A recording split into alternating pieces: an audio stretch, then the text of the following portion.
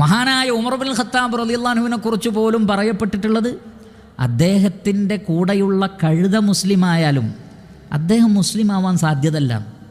അത്രയും പോക്കിരിത്തരം, അങ്ങാടികളിലും എവിടെയും ആ തൻ്റെടവും ആ ഒരു ശൗര്യവും എല്ലാമാണ്. പക്ഷേ പിന്നീട് ആ മനസ്സ് മാറിയത് നോക്കൂ നിങ്ങൾ. അപ്പോൾ ഈ വിത്ത് അവിടെ ഉണ്ട്, പക്ഷെ അത് മുളയ്ക്കാനുള്ള മഴ വന്നിട്ടില്ലായിരുന്നു. ആ മഴയാണ് പരിശുദ്ധ ഖുർആൻ. അവിടെ നിന്നും പിന്നീട് ലോകത്തിൻ്റെ നാനാഭാഗങ്ങളിൽ നിന്നും ഇസ്ലാം സ്വീകരിച്ച് നല്ല മനുഷ്യരെ കാണുന്നില്ലേ നിങ്ങൾ?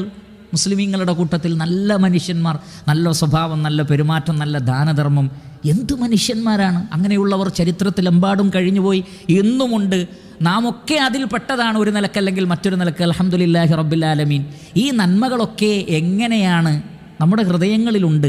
അതൊക്കെ ഇതേപോലെ ഒരു നല്ല മഴ വർഷിച്ചാൽ ഉണ്ടായി വരുന്നതാണ്.